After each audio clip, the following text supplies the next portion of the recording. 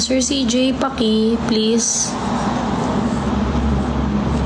Kasi maganda yung question ni CJ. CJ, asa na po?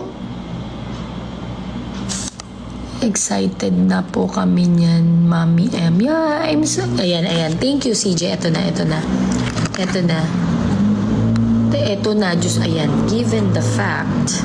Napakaganda kasi ng question ni CJ. Gusto ko to kasi malalim yung tanong eh. Given the fact na opposite sila kasi ng ugali. Yung ugali nyo. How will you... Kasi I want to know this question too. I really want to know ano yung magiging sagot nila. I'm curious. Thank you, Sir CJ. So, we are finished with the 16 questions for them. Ang susunod ko na lang ay...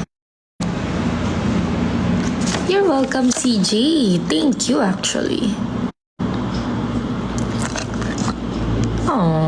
Grabe yung pagkabaliw daw. Katuwa kayo.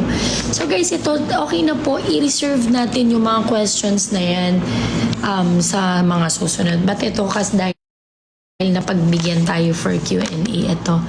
Guys, i-re-record natin. Walang problema. Ang problema ko, guys, mag-edit at yung time ko. Thank you, Ladies Choice. Sobrang hirap mag-edit. Lalo na pagka may 5 kang anak, guys. Thank you, Ma'am Roda. I love you. Hi, Ninang. Musta po? Sino to, user? Sino ka? Ang dami ko inaanak ka. Hoy, Ma'am Roda, tumigil ka. Tumigil ka na, Ma'am Roda. Triple AAA. You don't have to. But guys, ito na ha.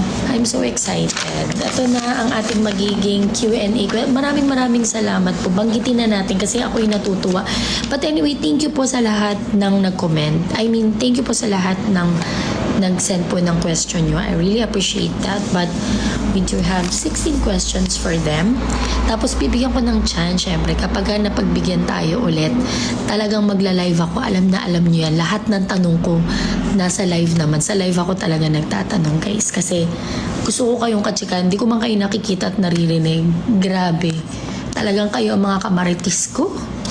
Mga kamaritis. So, thank you very much, Marie.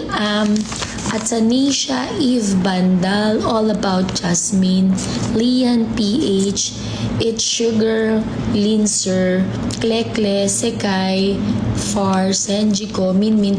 Guys, hindi ka na nag-reply. I mean, yung si yung may cat at saka yung may dog. Sabi ko ano name niya kasi picture lang, wala siyang name.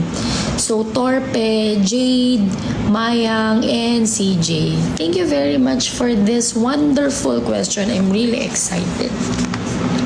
Ito na. Guys, kasi ang gusto natin talaga, kasi alam nyo, kilala ko si Jiko, pero gusto ko rin siyang makilala. As a sister, I know her very well. Pero gusto ko siyang makilala in deeper side. Dun sa, alam mo yun, sa ano na to, sa part na to.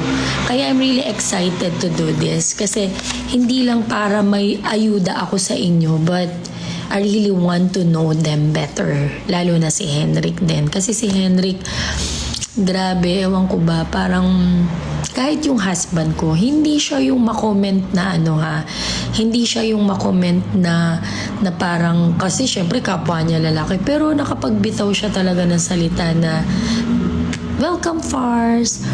Nakapagbitaw talaga ng salita yung husband ko na ang bait ni Henrik. Kaya yung Henrik, huwag mo sisirain ang tiwala namin sa'yo. Huwag kang ganun. Okay, maraming salamat. Sobra kayo. Pati si Love Trends, laging nanonood sa akin to talaga. Love Trends, thank you so much. Hindi ko man na-pick yung mga question mo now, but if we will be given another chance po for Q&A, si Ma'am Roda, ayan na naman. Ma'am Roda, tumigil-tigil ka na. Ayan, si Ma'am Roda din, kasama niya nila Ma'am Mayang. They are so, magayan, talagang fan na fan ng Henji ko yung mga yan. Thank you, Ma'am Roda. Ayun. So, as I was saying nga po, na talagang si Henrik ay talagang mabait. Kaya, alam niyo yun, bilang tao at bilang manliligaw na super duper gentleman. Hindi ko alam na may ganun pa ngayon. Napaka-gentle na tao nung tao na yun.